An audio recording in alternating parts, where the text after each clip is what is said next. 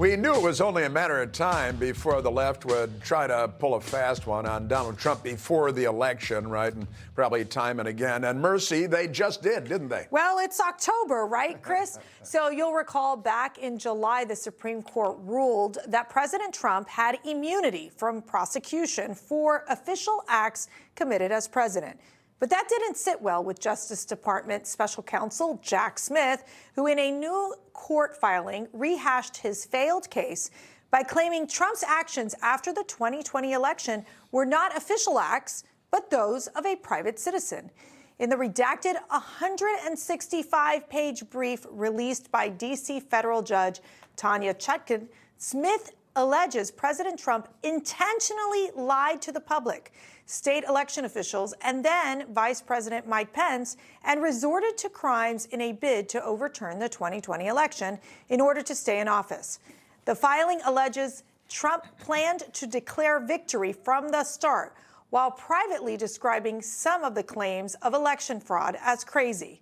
President Trump responded on Truth Social, saying, 33 days before an important election, the release is another obvious attempt to undermine and weaponize American democracy and interfere in the 2024 presidential election. Continuing, Trump is dominating the election cycle, leading in the polls, and the radical Democrats throughout the deep state are totally freaking out. This entire case is partisan, unconstitutional witch hunt that should be dismissed. Patrice, let me start with you. I mean, you know, J.D. Vance has like a dominant performance on the debate.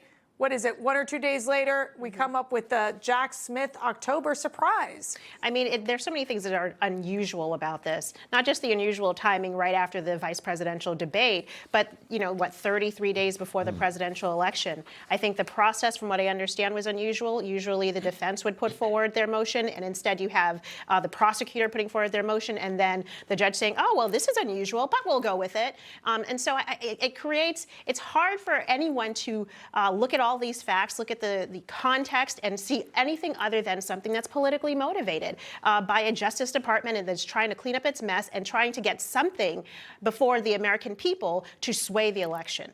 Foldi, I mean, Chutkan, there's no repercussion. I mean, these judges have so much power, and obviously she released this 165-page report. There are repercussions in the sense of, I think there are two ways that this report sort of dies, and I think that is what will happen regardless here, is one, if Trump wins, the DOJ just dismisses everything here. And the other thing, if Trump loses, is that the Supreme Court is going to throw it out. That's what all of their rulings on these Trump cases, to me, suggest they would do.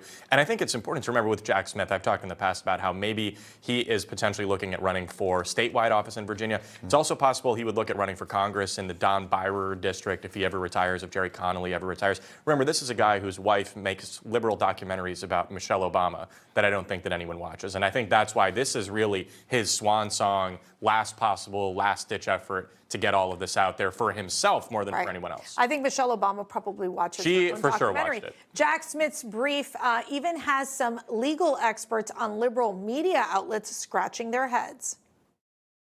Ordinarily, when it comes time for motions, the defense goes first. The prosecution puts in its indictment. The defense says, here's what we object to in the indictment, and the prosecution responds. Here, Jack Smith said a few weeks ago, Judge Chutkan, we want to go first. And Judge Chutkan actually said, well, that's quite unusual, but she let them go first. And the effect of that now is we essentially have Jack Smith's case, at least on paper, at least the parts that have not been redacted, 30-some days before the election, whereas we might not otherwise have had it.